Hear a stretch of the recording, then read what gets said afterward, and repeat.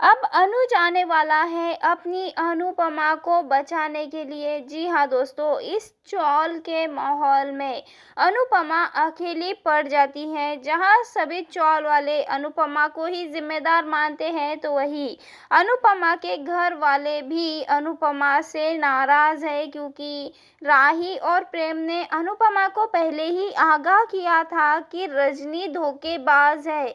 वो एनओसी के पेपर्स नहीं बल्कि चौल के पेपर्स पे साइन करा रही है उसका। लेकिन यहाँ पे अनुपमा ने किसी की बात नहीं मानी और रजनी को बढ़ावा दिया, रजनी की बात मानी। ऐसे में घर वाले भी अनुपमा से नाराज है, तो वही राही और प्रेम भी बहुत ज़्यादा नाराज है।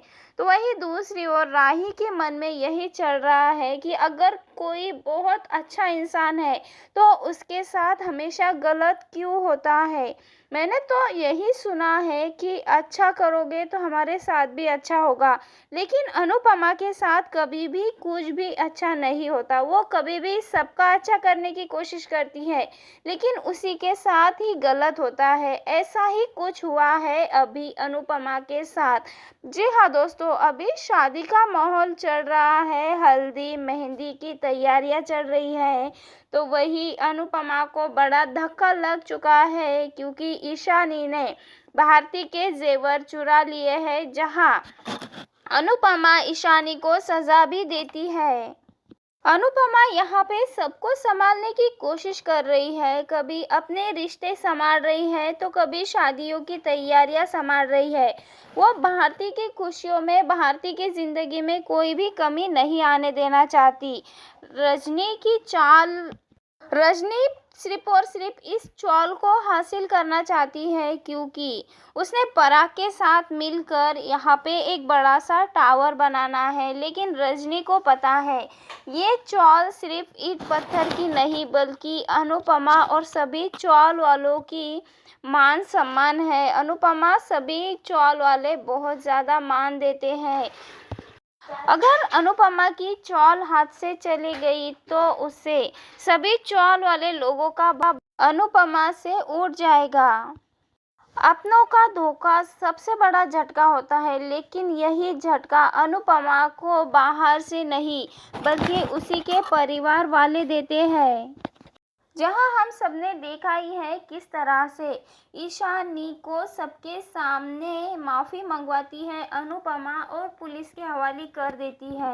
वही पोती अब रजनी के साथ मिलकर अनुपमा को धोखा देने वाली है। नानी से ये सब आपके भले के लिए कर रही थी, यानी कि अनुपमा ईशानी के भले के लिए सब कुछ कर रही थी, लेकिन उसने ये समझ लिया कि वो अब किसी भी तरह से अनुपमा को बर्बाद कर देगी। ऐसे में अब ईशानी देने वाली है रजनी का साथ और लेने वाली है अनुपमा का साइन। जी हाँ दोस्तों, एक साइन और अनुपमा का भरोसा टूट के बिखर जाता है, लेकिन अनुपमा को पता भी नहीं चलता कि उसके अपने ही उसके साथ धोखा कर रहे हैं। और जब सच सबके सामने आता है तो सभी अनुपमा के खिलाफ हो जाते हैं। अनुपमा पूरी तरह से स्तब्ध रह जाती है, पूरी तरह से टूट जाती है और मन ही मन सोचती है, मैंने सबके बारे में सोचा लेकिन आज मेरे ही साथ गलत हो रहा है। शादी का शोर अब उसे चुभने लगा था। अनुपमा अकेली पड़ जाती है। उसी बीच उसे पता चलता है कि रजनी और रजनी का बेटा यहाँ पे ड्रामा कर रहे थे, भारती से शादी कर नहीं रहे बल्कि ये सब भारती को मोहरा बना रहे थे। और इसी मोहरे का शिकार हो गई है भारती और अनुपमा। यहाँ पे शादी तो रोक देती है, लेकिन फिर भी उसे समझ नहीं आता है कि अपने चौल को कैसे बचाए। यहाँ पे परिवार वालों ने तो पहले ही अनुपमा का साथ छोड़ दिया, लेकिन धीरे धीरे चौल वाले भी अनुपमा का साथ छोड़ देते हैं, क्योंकि रजनी ये साबित कर देती है कि अनुपमा ने अपने फायदे के लिए अपने मर्जी से इस चौल को बेच दिया रजनी को। वही अनुपमा पूरी तरह से अकेली खड़ी होती है, उसकी उम्मीदें पूरी टूट जाती है, लेकिन तभी अनुपमा के सामने उसकी उम्मीद का उजाला नजर आता है। जी हाँ दोस्तों, इसी अंधेरे में अनुज की एंट्री होती है। ना शोर ना ड्रामा, बस उसकी शांत आवाज, अनुपमा तुम अकेली नहीं हो। अनुज को रजनी की साजिश का शक पहले ही था, वो सबूत लेकर आता है। और यहाँ पे अनुज और अनुपमा दोनों मिलकर अपनी चॉल की रक्षा करते हैं। और तब यहाँ पे अनुज बताता है कि कानूनी तौर पे चौल अभी भी सिर्फ और सिर्फ चौल वालों की है, इसमें रजनी और पराग का कोई अधिकार नहीं है। सबके सामने रजनी के चाल को उजागर करता है। पोती को भी अपनी गलती का एहसास होता है। मुझे माफ कर दो अनुमा। अनुपमा को अनुज कहता है कि अनुपमा, रिश्ते टूटते हैं लेकिन आत्मसम्मान नहीं। अनुज और अनुपमा कंधे से कंधा मिलाकर चौल के दरवाजे पर खड़े होते हैं। लेकिन तभी रजनी को लगता है उसका कोई कुछ नहीं बिगाड़ सकता। तभी रजनी चौल के बीच खड़ी होकर, रजनी अब ये चौल मेरी है, अनुपमा तुम्हारी कहानी खत्म। अनुपमा चुप है लेकिन उसकी आंखों में डर नहीं। लेकिन तभी पीछे से आवाज आती है प्रेम और राही की कि अब अनुपमा अकेली नहीं है। और तब प्रेम कहता है कि तुम्हारे पास जो पेपर्स है ना, वो चौल के नकली पेपर्स है। और यहाँ पे अपने फोन में रिकॉर्डिंग भी दिखाता है प्रेम रजनी को, जिसे कि रजनी बहुत ज्यादा घबरा जाती है। और प्रेम राही और अनुपमा को झुठला देती है कि ये झूठ बोल रहे हैं, मैं ऐसा थोड़ी कह सकती हूँ।